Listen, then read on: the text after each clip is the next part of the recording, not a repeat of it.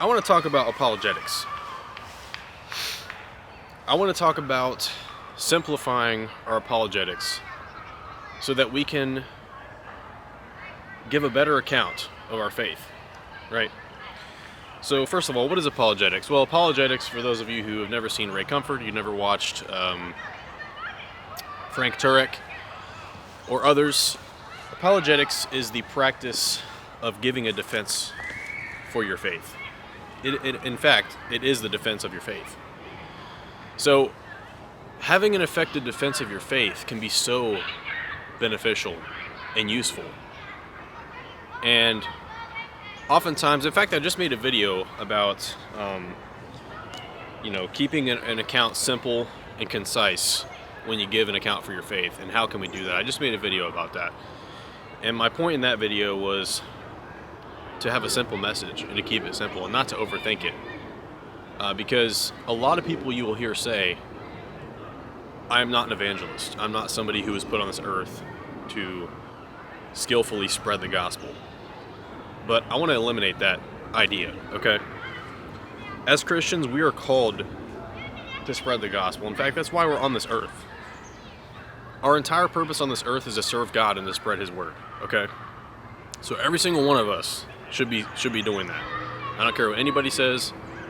We are all evangelists to one degree or another. Now, are some people better? Yes, but that's not to say you can't develop the skills, okay? There is a strategy behind spreading the gospel that can be built. And it honestly is kind of like an art. It's kind of like a science, apologetics. So what I want to do in this video, like I said, is give you guys a strategy to simplify, boil down your apologetics, all right? And it's the one that I commonly use and go to. And I'm not, I humbly say this, but I'm pretty confident in these conversations because of this strategy. It allows me to, to navigate, tough conversations that are uncomfortable pretty well. And it's one that allows you, the strategy allows you to not, make somebody else feel uncomfortable, not make somebody else feel terrible, while also, asking deep questions. So the first part of this strategy is distinguishing between, actually the entire strategy itself is distinguishing between moral objectivism and moral relativism, all right? So simplifying your apologetics down to objectivism versus relativism. Now, what is this concept, right? What is moral objectivism? What is moral relativism? Well, moral objectivism is the ideology that says that there are an objective set of morals. There is an objective morality. There is a standard of morality that does not change no matter what, all right? So this would say that, for example, the Ten Commandments would be an objective morality. It's a law. You shall not steal. If you steal, it is always wrong. It's never okay to steal. It's never okay to lie. It's never okay to rape a baby, for example, right?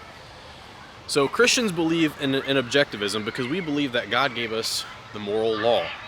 God defines right and wrong, okay? This is something that the unbeliever cannot say. They cannot claim to have a moral law to live by, which they often do. And you have to show them that you can't claim to have a morality, an objective morality, while also denying while also denying the existence of a being that gives this objective morality. So, when I was a freshman in college, I took a philosophy class, or a sophomore in college, excuse me. I took a philosophy class where my professor displayed, through secular means, an argument for the existence of God. And he did this through this example of objectivism versus relativism. So in this idea, you cannot have a moral law without a moral lawgiver. If we know a law exists, there has to be something that created it. And the most simple explanation is God. And there's also a fallacy that I'm not quite remembering the name of this fallacy right now, but there is a logical fallacy or a logical law that says more often than not, the explanation for the existence of something is oftentimes the most simple explanation and reasonable. It's not this, you know, if you have to try to reason yourself out of your pants to try to justify a belief in something, it's probably not true most of the time. So, for example, if we know a moral law does exist, the most simple explanation is that there's a moral lawgiver, and that's the most realistic explanation for it. So, back to the original point. So, moral objectivism. If somebody claims to say, well, I live by a set of morals, I'm a moral person, I'm a good person, you have to say, well, what does it mean to be a good person? Well, I don't lie, I don't cheat, I don't steal, I don't kill anybody. But then what you have to ask them is, well, why is it wrong to kill somebody? Why? And if that person says, well, because I feel like it's wrong, my conscience says it's wrong, that's the opportunity that you need right there. If the second that they give a reason why they feel something is wrong, it's more than likely going to be, well, because it is, I feel like it's wrong. It's just, you can't infringe on somebody else's personal property. You cannot infringe on somebody else's well-being. Well, why is that? Why? And they will get to a point where they have to say, well, it's because I feel like it's wrong. I have a conscience. And while that may be true, the unbeliever cannot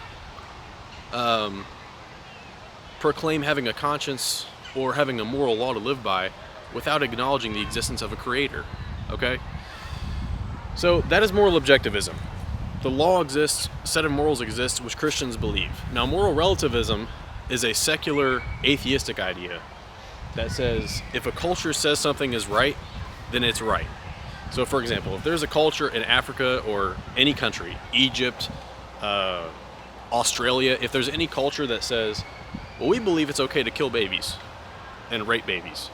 In our culture, it's okay. Someone who proclaims cultural or moral relativism would have to say, does say that in that culture, it's not wrong to do that. And you have no right to say that it's wrong to rape a baby because their culture says it's okay. So that defines what's wrong and what's right. Now, to a person with common sense, we can clearly articulate, well, that's always wrong to rape a baby, right? It's always wrong. Well, guess what? The person who does not acknowledge the existence of God or an objective moral law cannot say that. They are forced to admit, in that culture, I can't tell them that's wrong to rape babies. I couldn't stop them, nor would I have any right to say that it's not wrong.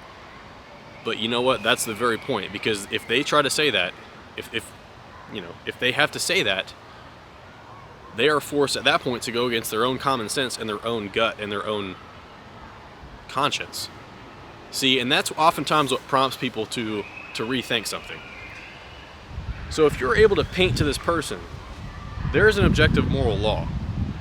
There are objective moral rights and wrongs given from God. Your conscience is bearing witness to this. Your common sense is bearing witness to this. And you give them an example of a culture that says an egregious sin is okay.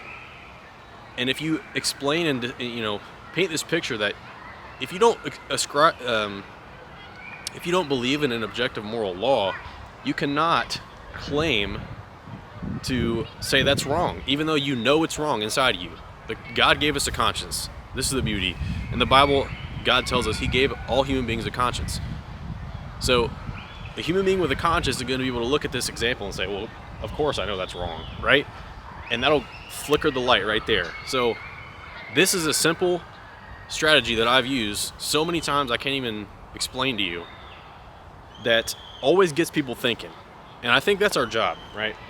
We don't want to preach heavily, over preaching. I don't necessarily think that's effective in spreading the gospel all the time. But I think that through examples like this, through painting the difference between moral relativism, moral objectivism, and objective morality, subjective morality, this one example can show somebody who's not saved, who does not believe in God, who claims not to believe in God, it can show them the holes and the fragility within their own standpoint. Okay? That is exactly what this does. The example of moral objectivism is one that is very well supported in psychological literature. It's not even a standpoint that is religious in education, okay? There's so many papers to back this up, and I might even link some down below. It's been a long time since I've personally read them, but the bottom line of this video is to get you guys to start thinking about some of these things. Apologetics is not as hard as it may seem. It's not. It takes practice. You have to have conviction in your words, but it also helps to have some information and a strategy behind it. So we're all responsible to give an account. We're all responsible to be evangelists, no matter what anybody says. So I hope you guys took something from this video. I know I feel like I go all over the place sometimes with my explanations, but I was tying it all together and I had a strategy, and I hope you guys took something from this strategy. So with that being said, hope you enjoyed the video. Make sure you drop a like down below. Make sure you subscribe if you're new to here to True North. We are a media network that strives to provide insight and to further everybody in their walk with Christ and further everybody in their walk in life. All right. So with that being said, I'll see you guys next time. Peace out.